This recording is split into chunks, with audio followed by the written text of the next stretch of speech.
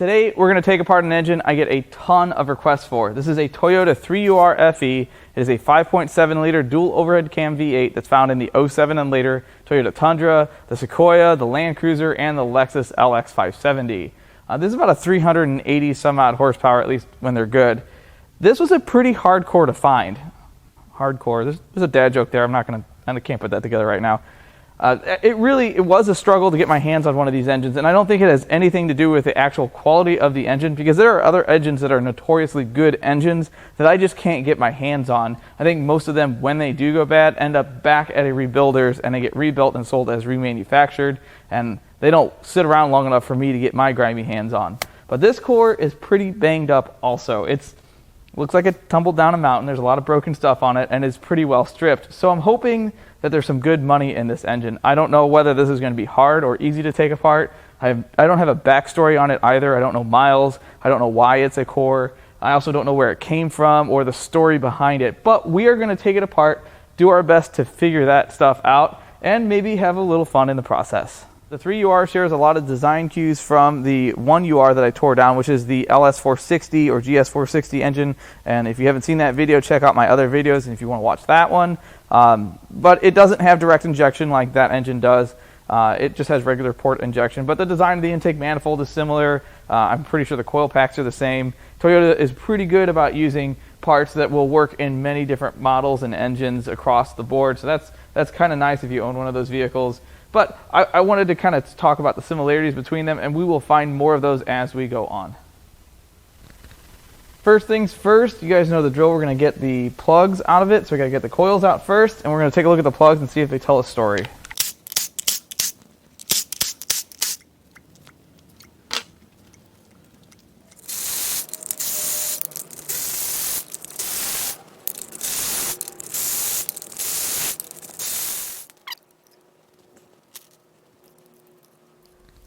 Aside from these plug that I dropped, which you didn't see that, these all look pretty normal, albeit they are covered in oil, but I don't see any signs of foul play inside that engine, so no hints yet. Not that it's worth mentioning, but I gotta say it anyway. I've seen yards and shops and these places seal up these engines a bunch of different ways, but I've never seen them use a foam waffle, or I've never seen a piece of foam that looked like a waffle, but that's how they kept moisture out, which, well, we'll see if that actually did that. Next, we're going to pull the couple of bolts that are holding this intake manifold down. It's obvious that this has been off and someone just kind of zipped a couple bolts in it to put this back on.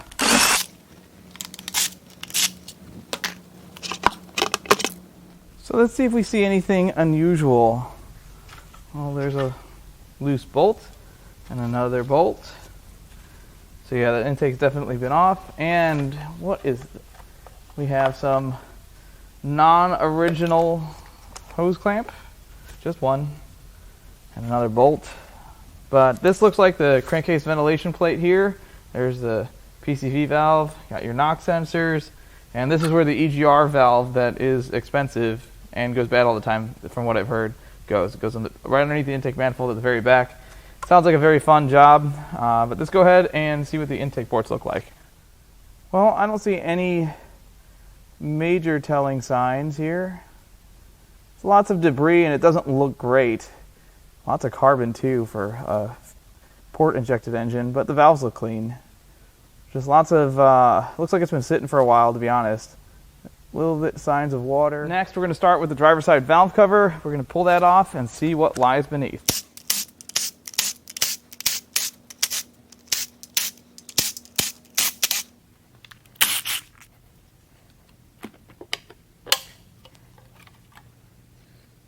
Well, it's pretty varnished in here. I don't really see anything broken or missing. It looks like someone definitely extended their oil change intervals as far as they could. Maybe too far. Maybe that's why the engine's here. The cams look okay, at least the lobes do. So let's go ahead and get to the other side, see what that looks like. Time for the passenger valve cover.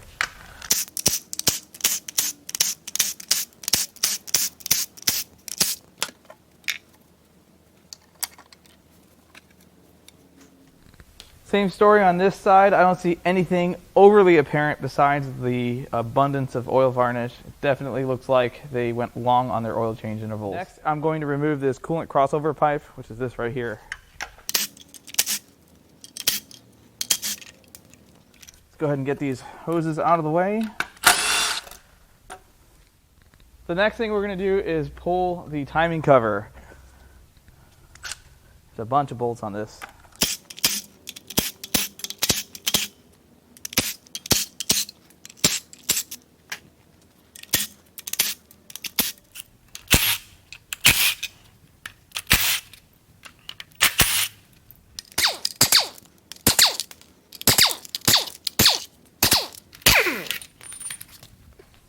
It's unfortunate that this timing cover is broken because I know this part is worth some money, but not this one. This one is going to go to the scrap bin. Oh, we're leaking. This was drained in quotation marks.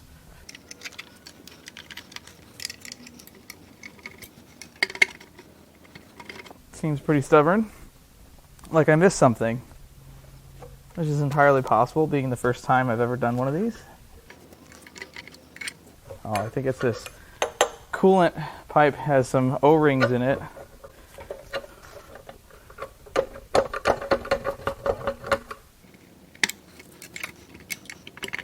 Stubborn timing cover. Or maybe I'm an idiot and I missed something. Could be both. Well, I've been wrestling with this timing cover for a bit, and it appears that the oil pump, which is built into the back of the timing cover, is seized on the crankshaft. I've never turned this engine over. I don't have a crank pulley bolt to do so. However, it seems that the only way out of this situation is to pry vigorously. So that's exactly what we're going to do.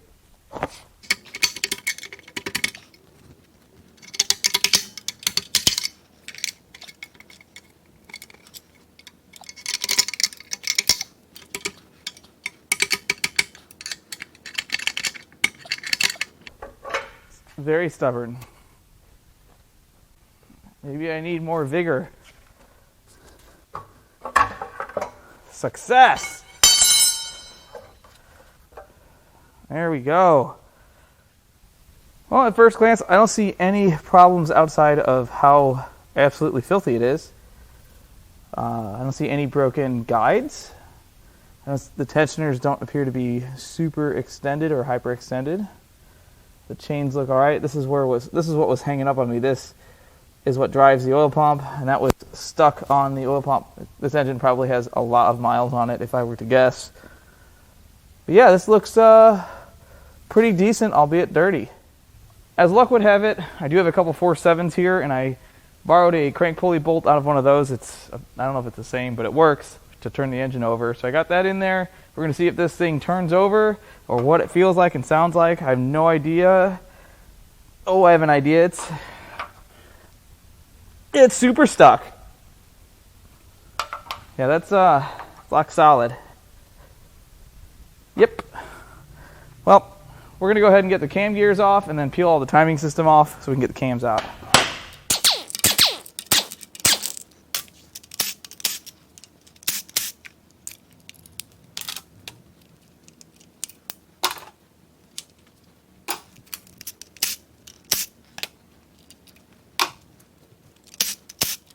There we go.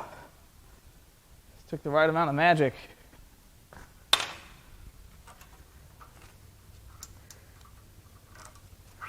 Slide that off. Slide that off.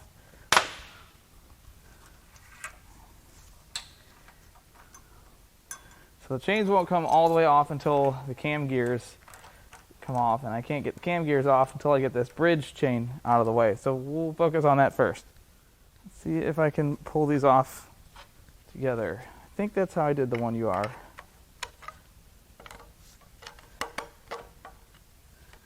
This is all coming back to me now. Almost there.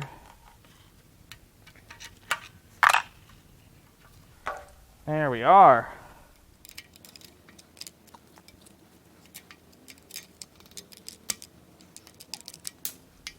Now, I've talked about this before with the 1UR engine, that LS460 engine.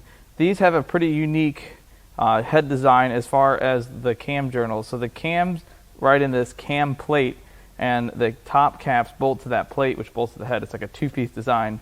And there is both good and bad about this. One of the things I do like is if you get if you trash a cam and a cam journal, you can replace part of the head instead of the entire cylinder head. The bad news is that they leak. They're just sealed to the head with RTV, and I've heard from multiple owners that this is a common place for these engines to leak. But we're going to go ahead and pull the cams out separate from this plate, even though I could probably pull it all together because I want to take a look at those cam journals.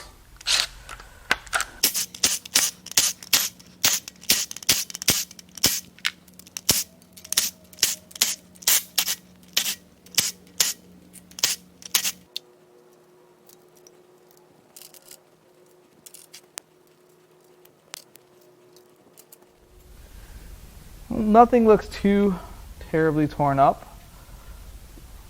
This looks about on par for what I would expect from a higher mileage engine. I don't see any major gouges, and I would be willing to bet that the caps look the same. But let's go ahead and get these cams out. And these journals all look really nice. I don't see there's no signs of super bad oil starvation or anything that's let go. I don't see any signs of metal. Look at these things here, these little followers. All that looks okay to me. As expected, the cam caps all look pretty good. This is where you're going to find the first signs of oil starvation and cam journal wear at the top. That's where most of the load is. Next, we're going to pull this cam plate out so we can get the cylinder head off.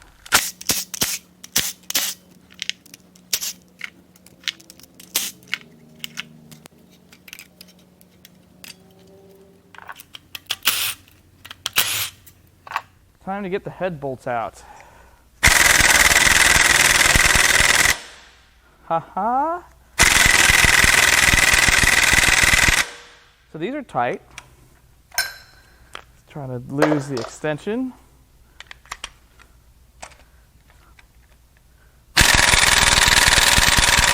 It's laughing at me. So these are triple squares, and I don't have a 3/4 drive triple square socket, so I'm probably going to have to use my adapter, which may not work. Yep, these are tight. All right, now I've got my 3/4 inch impact. Let's see what kind of damage we can do with this. Oh, it was turned down. Success.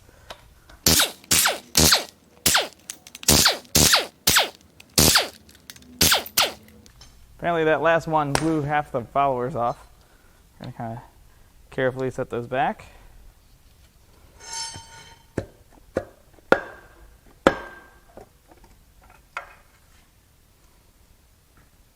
Well, we have signs of copious amounts of H2O. There's like some jelly in here. I wouldn't want to spread that on any bread that I want to eat, but lots of rust. This engine clearly set with water in it, and look at this. Let me get zoomed in on this. It's the first sign of what's wrong with this engine. Check that out. This is like a bore liner. Just goes in the block. I think I've named this part before. I'm not sure what it is off the top of my head. I'm sure I'll remember once I edit this video, but this is melted. This engine had to have been overheated for this to happen. That's the only way that happens. This is supposed to be able to slide out of here. I was able to do that with the 1UR. Not this one. This one is melted to the block. It's just a piece of plastic, but it is melted. And to get that hot, this engine had to overheat. So here's the surface of the head. I looked at the head gasket and didn't see anything like very apparent. But if you notice, I've been wiping this up trying to see what this looks like. If I clean this combustion chamber, it gets really clean. Like really clean. The head surface, all that, it looks really nice. But if I go to the adjacent cylinder next to it, not really adjacent, but the next cylinder, it doesn't get as clean. I think this cylinder must have been ingesting some coolant and could have overheated, breached the head gasket, which is very hard to tell with the way the head gasket came off and looks. And maybe that heat plus coolant that breaks down all of the carbon and all of the junk, and that's why that cylinder looks cleaner than the other. The other ones, well, I don't know. That one comes off pretty easy too, but not all of them come off that easy. On to the passenger head.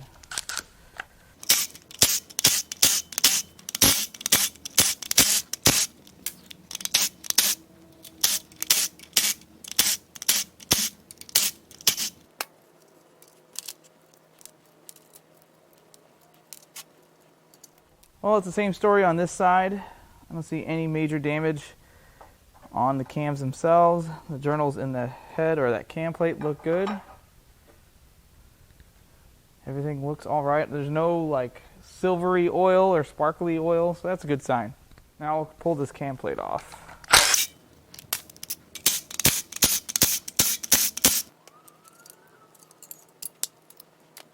Being dirty, everything looks okay. Let's go ahead and get these followers.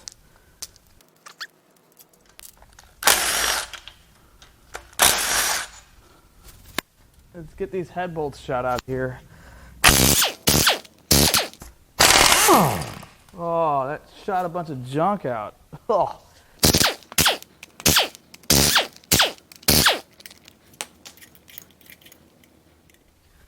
See if this one comes off any easier.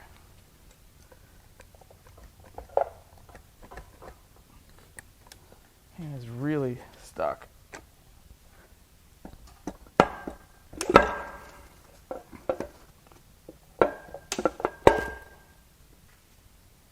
Well, it's the same story on this side. Let's get this head gasket off, hopefully without slicing my fingers.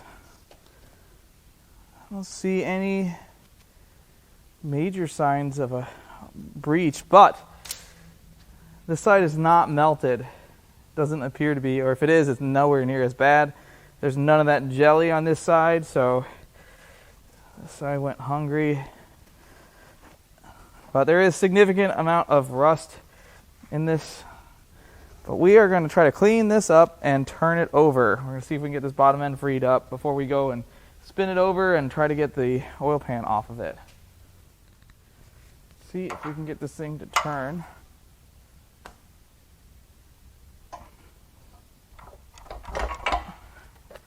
Still very stuck.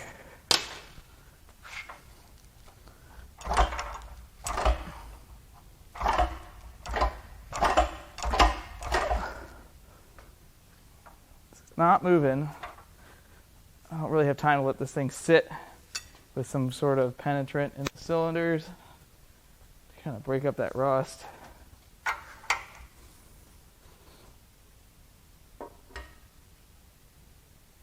Nope, we're just tightening the crank bolt.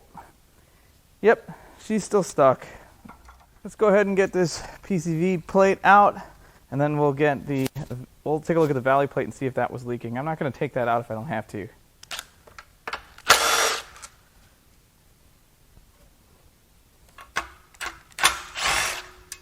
We are going to get this EGR part off of the back.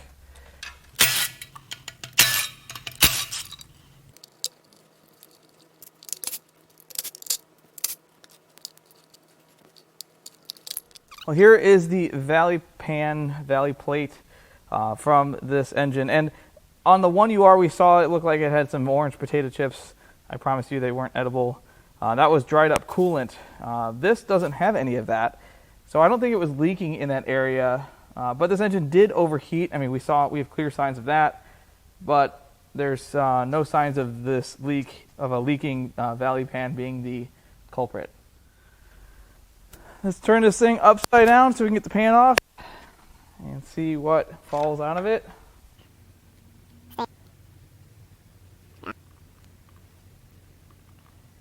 That's really not much.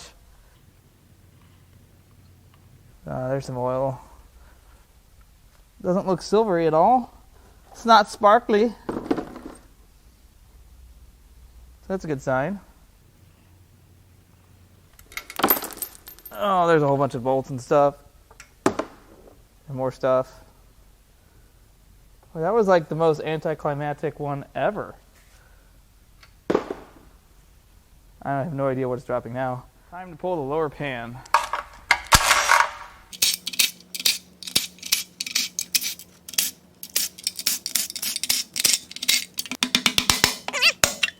No signs of any type of metal debris, but it is just kind of sludgy.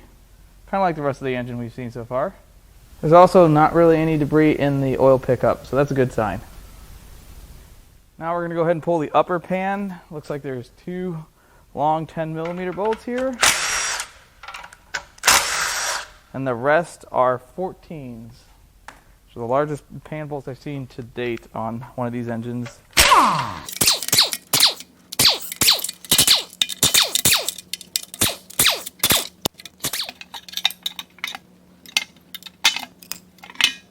So the inside of this thing is really rusty.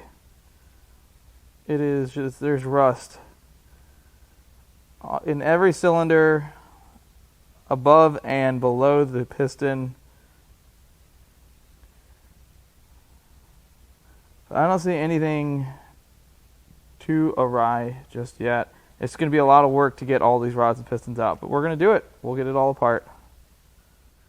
I can get to about half of the rods in this engine, so we're going to go ahead and get those out and then try to turn it over again. I don't think we're going to have much luck with it. This thing is just so rusty.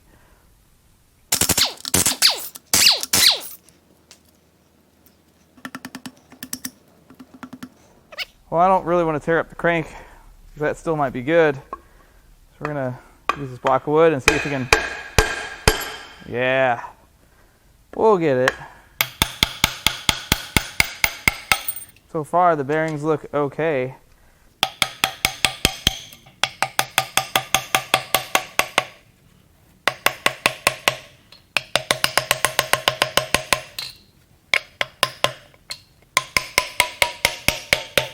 Well, those might have to stay there till we get the crank out. Let's see if we can get some of the other ones moving as well.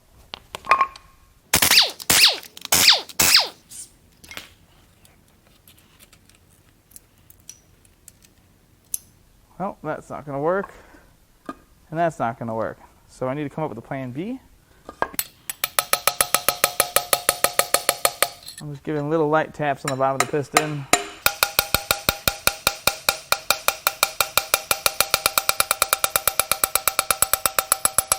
All right, well, let's see if we can't move this. All right, let's try to turn it over now and see if that helps. Well, I guess it would help if I locked this thing, huh? It's a big fat no. Nope. Still very stuck.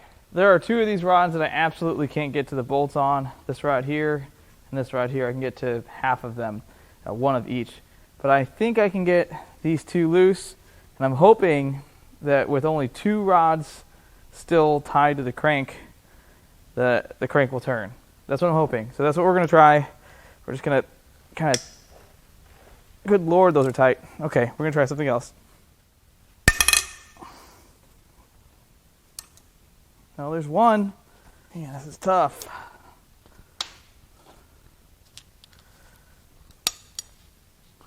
Just about finding the right combination of sockets, extensions.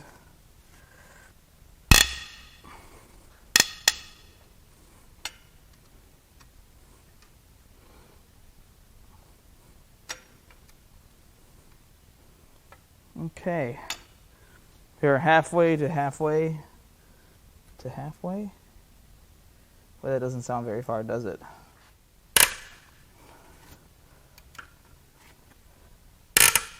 Whew.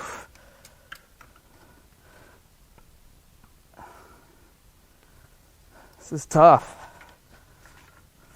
I'm trying to do this without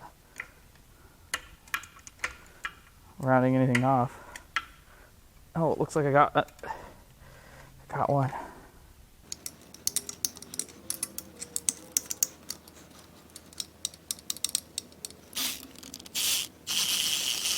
Having a good time here.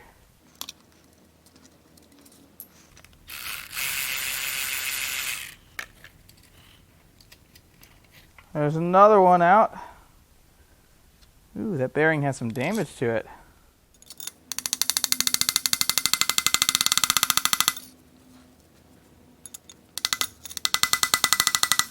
Let's try to turn this crank over.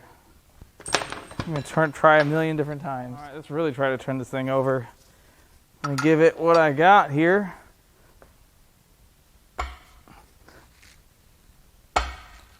I guess I need to get the forklift. Yep, we're going to get the forklift. All right, I've got the forklift helping me out. See if this makes a difference.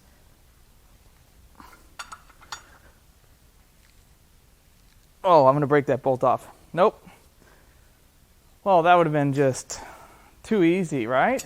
Actually, let's try a couple other things here.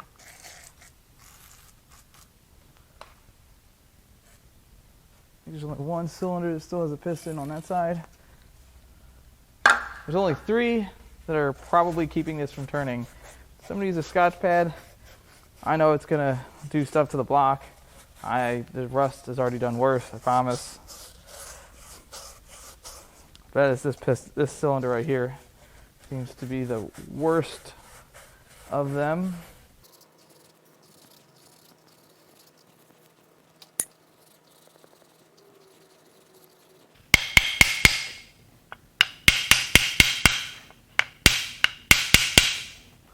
I have no idea if that's doing a single thing, but I have to try.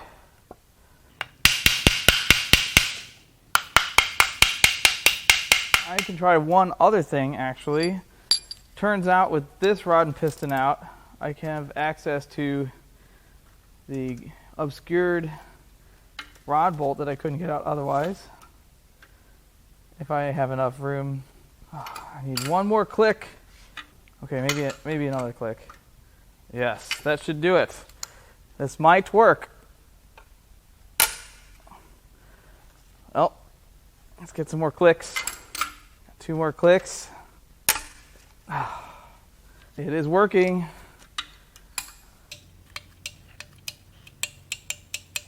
Ah, yes.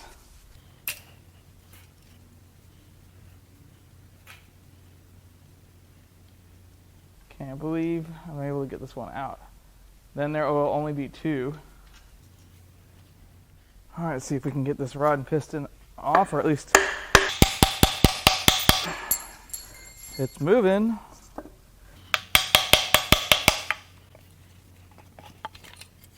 Oh my gosh. Look at that. I can barely. That is really tough to turn. It's freeing up a little bit. It's getting better. All right, now let's try to turn this crank over.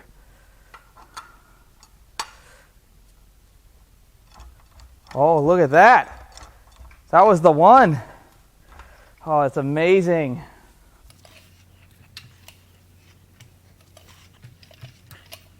Oh, this is great. Let's get the rest of these, well, there's only 2 rods and pistons left. Let's get them out. Just 2 more rods and pistons, and then we can pull the crank out. Now that we got that one that had a frozen wrist pin out, it turns over fairly well.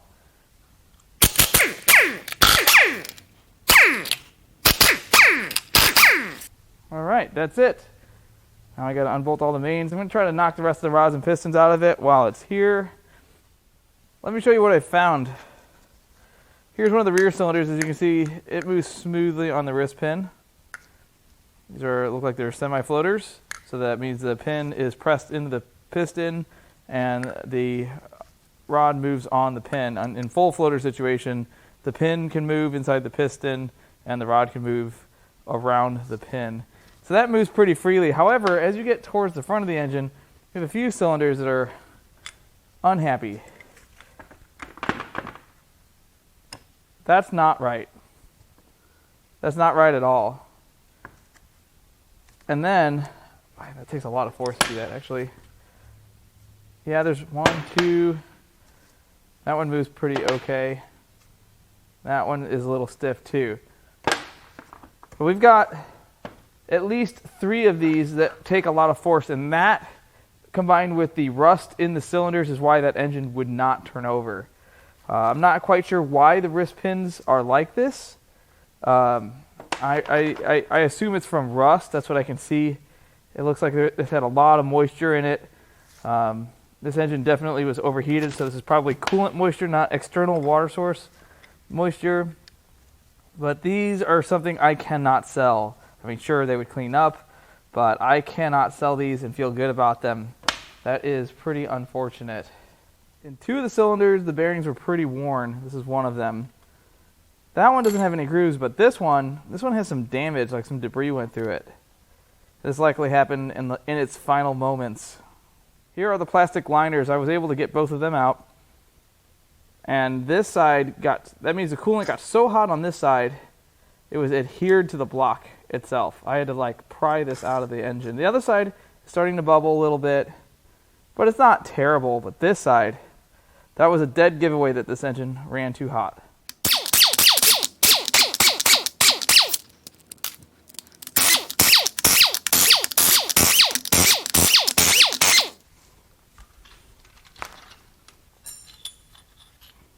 Vanes look good. Oh, the smell is, it smells like an old fish tank.